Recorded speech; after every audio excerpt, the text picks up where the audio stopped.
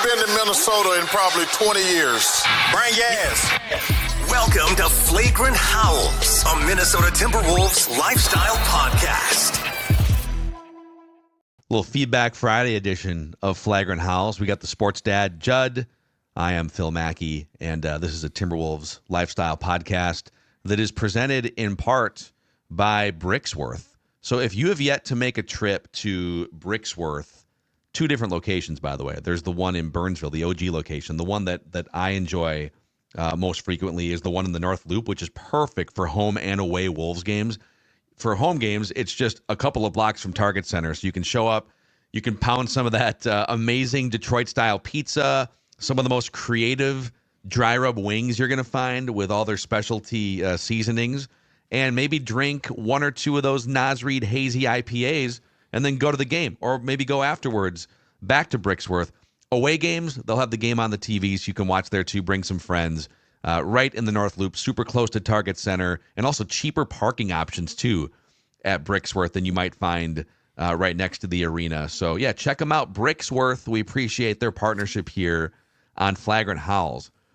So, boy, the feedback been awfully critical of our cat-related episodes this week. Okay. Yeah. I'm telling you, dude, I could pull 100 similar comments. So we're not gonna read them all and belabor it necessarily, but I do feel like it warrants further discussion. There just seems to, and the Wolves haven't played a game this week too. They play the Lakers tonight, so we're kind of caught in. Yeah. We're not reacting to games. We're talking more about like big picture storylines here on these episodes this week, which I will grant. But I'll start with this one here, Judd, from Bobby Travers. He says, in regards to your recent episode or episodes about how we should not regret the Karl-Anthony Towns trade, I don't usually peruse the YouTube comments, but holy cow, you and Judd and Kyle too are getting absolutely roasted by Wolves fans in the comments.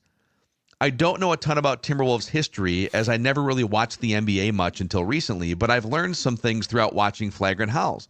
The way you guys described Kevin Garnett and how dominant he was sounded like a pretty awesome experience, basically carrying a deadbeat franchise to the Western Conference Finals.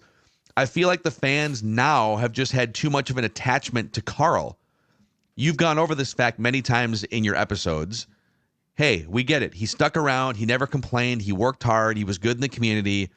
Your take that the Wolves shouldn't regret the trade is 100% correct. He's one of the rare people that seems to agree here. Sure, maybe it doesn't look great barely into December, but this is a salary cap league. You have to make tough decisions. The team is going to have so much more flexibility without being stuck to Cat's contract. Shout out Rudy Gobert for taking a pay cut. That was massive. But I was shocked that there was such a vocal group of people who are willing to basically say that Tim Connelly and Chris Finch basically don't know what they're doing. And boy, if you get a chance, go ahead and go through any of the episodes from this week. And here's one fun one. I'm glad the comments here are calling out these dorks in these episodes about their lack of objectivity. I hope the Knicks win it all to see the dumb look on their faces.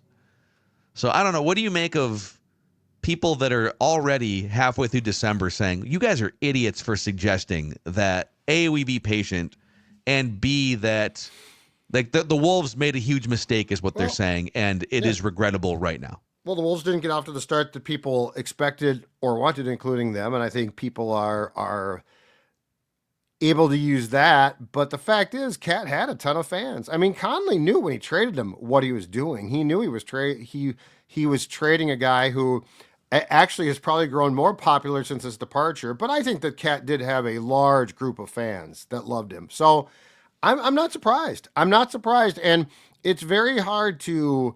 When the team is not playing well, you know, when Randall is having issues or when DiVincenzo is not shooting like he eventually will, I think it's very simple to look at a team that went to the Western Conference Finals, completely just not really know. Like the contractual stuff is incredibly important, but if you're just a fan, you're not thinking about that. Like you're thinking about how's my team playing. A lot of people loved Cat. 100% does not surprise me. 100% does not change my opinion that for where this team is going, that was the right move. I mean, to me, this kind of occurred to me as Kyle and I were talking yesterday on yesterday's episode. This is really simple. If Tim Connelly, who, unless someone wants to fight like this take, Tim Connelly has been an awesome builder of two franchises, Denver to a championship, and then the Timberwolves to their second ever Western Conference Finals. Like, I'm sure there's been a couple missteps here and there, but on the big moves that dude has made, he has been money. He was right about the Gobert trade. Maybe took a little longer to fully blossom. Part of that's because Cat was a key part of the team and he missed 50 games. He was right about the D'Lo swap, bringing Conley, Nickeil Alexander-Walker. Like, this dude has very little reason for you to look at him sideways like we did David Kahn or, some of the other people that have run this franchise. Sure. So if we start with the premise that Tim Connelly generally and even maybe universally is a really, really good builder of rosters and culture. If he thought Cat and Ant paired together was one more season away or two more seasons away from being a championship pairing and nucleus, he would not have made the trade.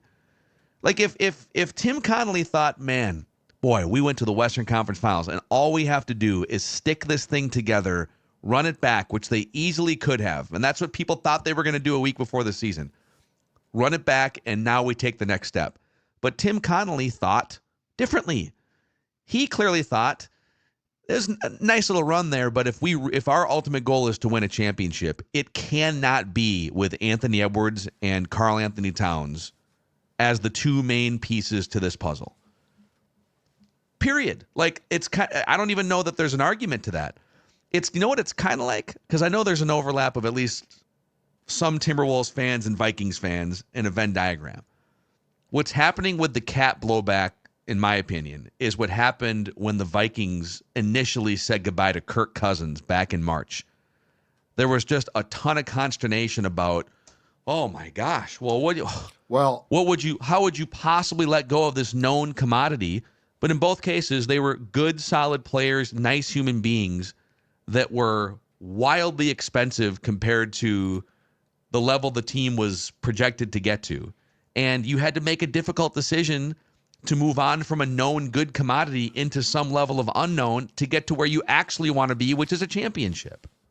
The difference, though, is that the fans see the results, right? Like, the Vikings are 11-2, and so immediately, yeah. Like, can you imagine if Darnold had was having a Darnoldian season right now from the Jets days, and people would be like, and let's say Kirk was playing well because Cat's playing well.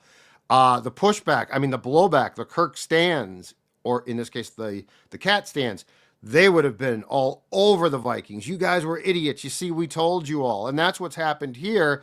But, and I don't blame the fan base. Like, the contractual nature of this trade, again, not to be cheap, but to literally free up room for your future and to, people don't sweat that. Like, they're not thinking about that. They're thinking about the fact that this team went to the Western Conference Finals and, damn it, they were going to go there again. And now it's been sabotaged.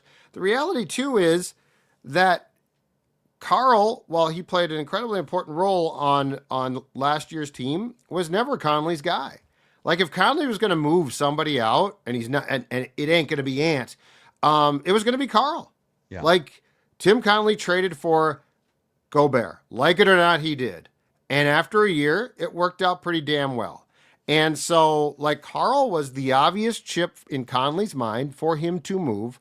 But I get the blowback. I get the pushback here. I get that things haven't gone as well as you wanted them to or anybody else did so far.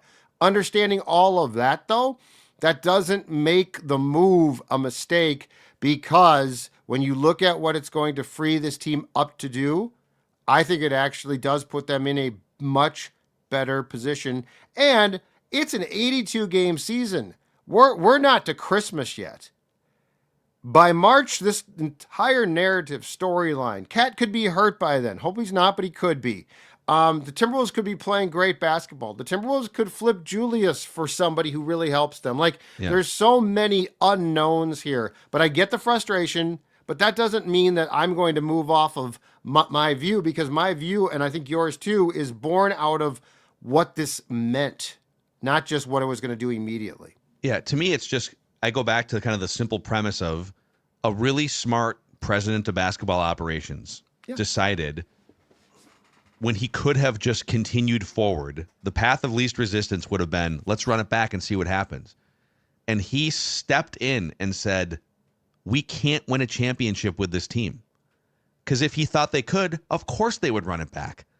We can't win a championship with this team. Dude, they're not paying any less for this year's team. Like, they still had to take on, for this year, they still had to take on it had nothing to do with that. Equal salary. So for this year, they're still the second highest pay. It wasn't like they made an immediate pay cut for this year's team or like luxury tax relief. Right. So he literally said, we can't win a championship when it's Ant and Cat and then Rudy. But then of course the conversation inevitably turns to, well, why would you not just move off Rudy then and keep Ant and Cat together? Well, let's dig a little deeper on that. So last year, in terms of on the court presence versus off the court, so when this player is on the court versus off the court, the Timberwolves were 5 points better per 100 possessions when Rudy was on the court versus off the court. So like having Rudy on the court was, and he was, of all the players that played, over 1,000 minutes, he was the single most impactful player on net rating on the entire roster. Rudy Gobert was. Did you know that the Wolves were actually better with Cat off the court than they were when he was on the court last year? They were a minus 0.2 points per 100 possessions when Cat was off the court or on the court versus off the court. Interesting. And so, and I'm not saying like he's like a bad player or any of these things, but when you're a smart president of basketball operations and you're looking at going from Western Conference Finals, fairly quick exit, to building something that's championship caliber, you might have to make a move that doesn't pay off immediately and you're immediately launched into the finals. You might have to make a move that like opens up a 3 to 5 year window. But were they, and that's what he did. But were they going to, like, I guess my question is this. Do you really think that they were going to the finals this season with Cat there? No. Because I don't either. And keep in mind too, from a contractual perspective of what this team is trying to do in a salary cap league, when Gobert agreed to decline his player option back in October, he signed again for what was roughly $13 million less than he was originally going to make. If he had balked, like there's a lot going on behind the scenes here. And yeah, you're right. It comes down to, is Tim Connelly a putz? Is he the latest GM who has no clue? Or does he have a clue, which is how it certainly seems, and so you're going to trust it? I mean, to do your cross-sport comparison again, it's just like with the Vikings. Oh my God, now if Darnold leaves, what's Kevin O'Connell going to do? I don't know. He just proved he could develop Darnold. Yeah. Like we're so scarred, and I get this. I empathize, right? But we're so scarred by the putzes that came before that we're like, well, no, you're going to make the same mistake. Tim Connelly feels like if Tim Connelly if his decisions were sports stock, you would make a lot of money just aligning with his decisions throughout the last 10 years in Denver and in Minnesota. Yep. So to me, like, I feel like, and we'll get to a couple other comments here too, it feels like overwhelmingly, whether it's listeners of Flagrant Howls or just Wolves fans that I interact with and talk to, it feels like a lot of people are taking the stance of like, not agreeing with Tim Connelly on this move. And it's maybe because of an emotional attachment to a player who was here for a long time, and I understand that. But again, like he doesn't have a track record that you would look at sideways very often, if at all. And so I feel like I am aligning with a really smart president of basketball operations here, and let's just see how it plays out. Justin R. says, during Cat's tenure in Minnesota, you repeatedly slammed Cat, asserting he was not good enough to be the second best player on a championship team. Mackey. True. That's very true. Does the current roster have a player you would describe as good enough to be the second best player on a championship roster? No, not right now. But they do have a lot more flexibility to cultivate or find one over the next 2 or 3 years. But yeah, right now, I mean, the closest thing would be Julius, but he's not even as good as Cat. Right. And he's only under contract for 1 more year, and we've kind of talked about his flaws. Right. But and I don't know if this is a genuine question or if it's more of a gotcha question. But if you don't think Cat is the second best player on a championship team, the logic shouldn't be, well, you got to hang on to him if you can't find, like, if it's not an apples for apples or A for A trade. Like, to me, you move off of the known. To me, the known commodity is the guy that wasn't the second best player on a championship team. Move off that and open up space for that person to come into your life. And it hasn't happened quite yet for the Timberwolves. Yeah, that's put perfectly. Yeah, you don't have to immediately replace the guy that you said wasn't that guy with the guy who might not be that guy, if that makes any sense. Yeah. Like you're trying to find that. And like this is going to be fluid too. Like, do I think that Julius is going to stick around? No, I don't. Like there's going to be changes here, but that's also not a bad thing, again, unless you think the person's sabotaging the roster. Yeah.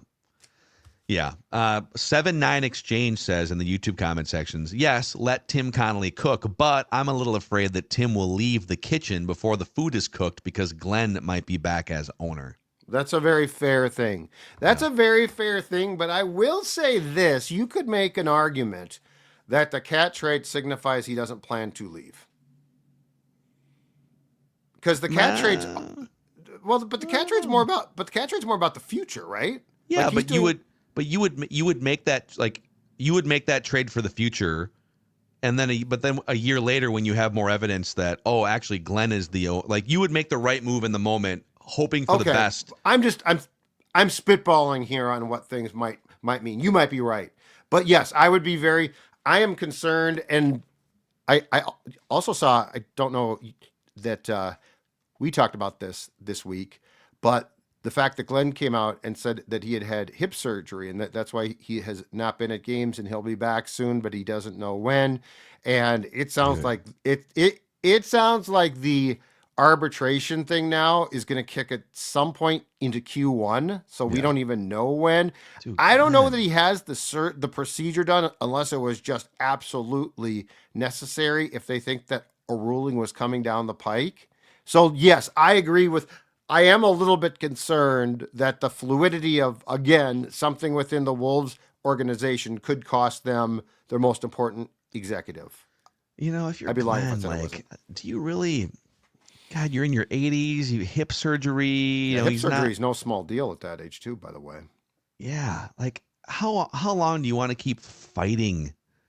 The whole thing is just kind of everything from the backtracking last summer, and it was back to May. The whole thing's very weird to me. Yeah. What's not weird? What's that? Park Dental's not weird. I have firsthand personal experience. That's good. That's my new dentist right there. Yeah, I had a great experience a few months ago. My first experience ever at Park Dental. For over 50 years, they've been caring for and cleaning teeth in Minnesota and Western Wisconsin. And they'll treat patients of all ages. It could be Glenn's age, or you could be a young Wolves fan. But if you were like me and you're looking for a new dentist, check out Park Dental. ParkDental.com. Convenient locations throughout the Twin Cities in Western Wisconsin. Likely just minutes away from anywhere you would live or work in the metro area. Check them out. ParkDental.com. Feedback Friday here from Mike T. Can you guys help me understand the politics of basketball and how they could be affecting our team this year? A coach should sit players that aren't producing. We have the deepest bench in the league, and continuing to play guys that are making stupid turnovers, not playing defense, or showing effort to rebound doesn't really help anyone. I feel Finch just coddles his starters and isn't willing to tell them what needs to be said. Rudy should have been benched in Toronto. When Julius doesn't carry out his defensive assignment, he should be pulled. If Hero Ball is taking over Ant's brain, sit him and discuss it. Does it feel like politics and contracts are getting in the way of the Timberwolves this year? Oh, boy. This is a deep question. The short answer is, yeah, certainly somewhat. But I also think it's that Finch, despite, like, we could talk about the amount of people on the bench and what we think of them.